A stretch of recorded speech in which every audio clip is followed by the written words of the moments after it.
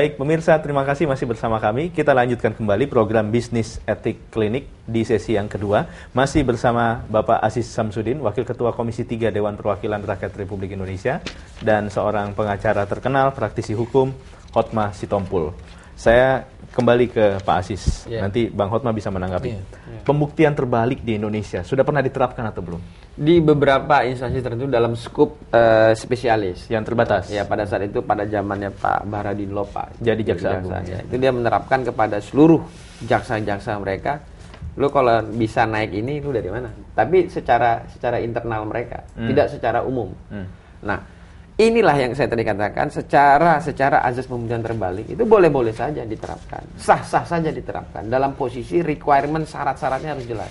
Makanya pada saat Pak almarhum Baharudin Lopa menerapkan itu ada kesepakatan dalam rapat kerja mereka, gitu loh, rapat kerja mereka. Jadi mereka juga dalam arti kata ya ada kesepakatan understanding gitu loh. Bisa saja kalau memang sepakat. Nah begitu juga dalam hal undang-undang terbalik.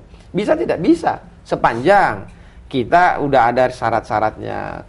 Kemudian undang-undang yang lain juga harus kita selaraskan, hukum acara, kemudian bagaimana undang-undang kepolisian, kejaksaan, dan undang-undang KPK harus diselaraskan ini. Karena ini kan mengatur ketentuan dan kewenangan mereka dalam melakukan proses pro justisia tadi. Nah, yang terakhir itu kita harus lihat apakah undang-undang pembuktian terbalik ini sebagus apapun kita buat tergantung pihak yang melakukannya. Pihak melakukan siapa? Ya kita mungkin nanti aparatur penegak hukum. Jangan sampai undang-undang kita udah buat sebagus apapun, akhirnya juga nggak jalan. Sehingga nanti masyarakat juga akan memblame.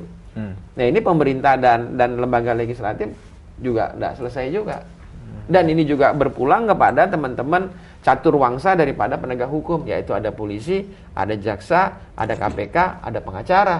Bagaimana mereka menerapkan azas-azas hukum, keilmuan dalam bidang hukum itu sesuai dengan etika mereka. Begitu. Nah kalau dalam dunia pengacara bagaimana Bang? Kalau saya ngelihat begini ya, soal pembuktian terbalik, soal hukum, saya ini memberikan kuliah umum di fakultas-fakultas hukum di seluruh Indonesia lah. Saya kasih tahu lah hukum itu gimana.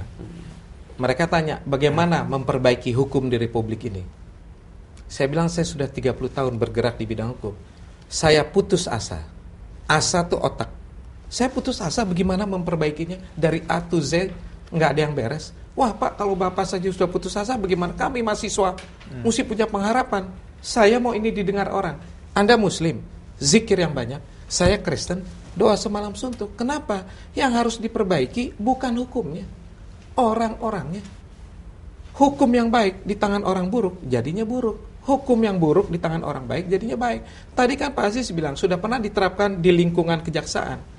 Hasilnya apakah baik?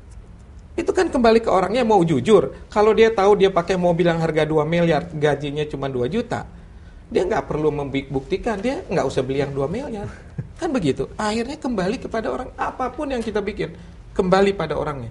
Mau jujur nggak? Mau benar nggak menjalankan semua ini? Kan jadi sulit kita kalau bicara memperbaiki orang. Kalau memperbaiki hukum apapun dibikin pembuktian terbalik, pembuktian jungkir balik lagi. Kalau orang-orangnya tetap nggak beres, kerja setengah mati ini, DPR sekarang kan begitu masukan mau, mesti dibahas. Nanti dibilang, DPR budak tuh gitu kan.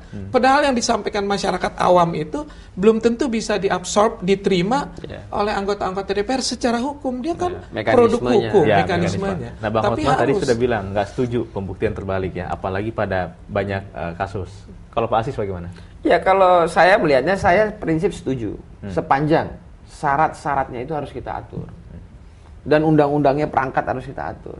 Ini kan sebenarnya kalau undang-undang pajak ini bisa jalan tanpa undang-undang pembuktian terbalik pun nggak ada masalah. Kenapa? Pada saat Anda bayar pajak, itu orang udah ketahuan pendapatan Anda berapa. Kan gitu. Apalagi kita di pejabat negara. Kita ada laporan kok. Setiap 2 tahun kita harus lapor.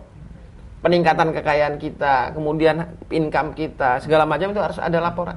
Kalau ini benar jalan, kemudian undang-undang pajak jalan, dan semua masyarakat ini punya NPWP dan pelaporannya benar, undang-undang pembuktian terbaliknya akan tidak ada maknanya.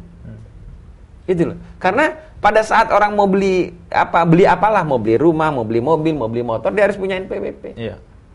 Dari situ, dari NPWP itu kantor pajak bisa lihat. Anda beli mobil ini, laporan Anda segini, bagaimana Anda bisa beli ini? Kan begitu aja sebenarnya. Nggak usah kita berpikir. Makanya saya sependapat dengan pandangan dari Pak Hotmar. Kalau memang orang yang melakukannya ini memang bisa untuk integrated merah putihnya masih ada, tanpa undang-undang pembuktian terbalik udah jalan. Tapi kalau dalam keadaan yang memaksa, ya udahlah, karena undang-undang ini juga nggak jalan, orangnya juga nggak bisa diharapkan, kita coba yuk bikin ini. Ya boleh aja kita coba, tapi dengan persyaratan. Karena apa? Karena jangan sampai ini disalahgunakan. Nanti pada saat pembuktian terbalik ini diterapkan tidak ada persyaratan requirement-nya yang sangat tegas dan terukur, akan timbul seperti penyadapan. Orang akan melakukan, saudara punya handphone dari mana? Saudara punya jam dari mana? Ya toh? Saudara punya ini dari mana? Akhirnya akan ke situ. Padahal orang-orang ini yang punya ini bisa saja dia ada warisan, ada bisnis juga. Ya sebetulnya negara kita ini ajaib. Berapa persen kita yang pengangguran? Kalau kita jalan ke kampung-kampung, kita lihat orang-orang duduk di tukang rokok gitu, semua makan. Kita mau jujur, pegawai-pegawai negeri itu apa bisa cukup gajinya? Jadi saya mau tanya sebetulnya wacana pembuktian terbalik ini untuk apa? Apa tujuannya? Memberantas korupsi. Itu jalanin aja undang-undang yang ada, asal semua berjalan dengan baik. Kena semua. Udah mencapai tujuan. Cukup, iya. Tergantung kita, seperti tadi saya bilang. Pertanyaannya, pernahkah ada seseorang yang dihukum mempunyai kekuatan hukum yang pasti, kena kau korupsi 3 tahun, kembalikan 6 miliar, ada nggak pernah digugat secara perdata oleh negara? Yang ada kan pilihan, ya kan, dihukum saja atau kembalikan uang. Makanya digugat saja, walaupun bebas dia, bebas karena tidak terpenuhi unsur-unsur, tapi salah satu unsur terpenuhi, kerugian negara sudah terbukti, gugat, bukan dia saja, ahli warisnya. Supaya para koruptor takut, nanti saya meninggal, anak saya dituntut. Utang 7 keturunan.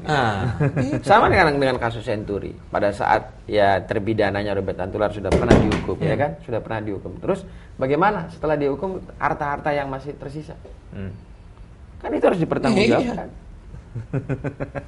Nah, intinya, kalau saya tadi intinya, kalau memang kita ini melihat undang-undang yang ada ini sebenarnya udah baik. Tergantung man behind the gun-nya. Tapi kalau kita mau mencoba lagi meningkatkan, boleh-boleh saja. Tapi sebenarnya kalau kita kembali ke orangnya bisa melakukan itu, nggak perlu ini. Tapi kalau ditanya setuju, ya setuju. Tapi dengan persyaratan requirement. Gitu. Nah, Bang, siapa yang diuntungkan kalau misalnya pembuktian terbalik ini langsung diterapkan? Tidak ada yang diuntungkan, tidak ada yang koruptor dirugikan. Juga enggak ya? Enggak, kalau bisa dibuktikan, makanya harus diberdayakan penyidik-penyidik itu, KPK-nya, polisinya, jaksanya. Itu aja yang dijalankan. Dan PPNS-nya ya, Pak. Oh iyalah, semuanya. Penyidik pegawai negeri itu kan bisa periksa. Ini kan kembali kepada kita lah gitu. Yang saya nggak mengerti kok, saya sudah lihat kok orang yang keterlaluan itu yang kena masalah. Kalau dia keterlaluan, sangat keterlaluan, pasti kena gitu. Padahal gratifikasi itu cuma 10 juta. Suapnya 10 juta kan sebetulnya kecil. Kok bisa begitu banyak? Kalau mau diterapkan semua, masuk semua. Dan itu susah. Kalau dibilang ada hubungannya dengan jabatan, bunyinya begitu. Lah kalau dia pesta kawin, gimana? Tamunya dari mana-mana. Tamunya dari mana-mana, ngasih duit gimana sih, susah lah. Kalau saya bilang yang sudah ada ini dijalankan dengan konsekuen, itu oke. Iya, lebih enak jadi pengacara kalau buat pesta kawin kan nggak perlu dipermasalahkan ya Bang.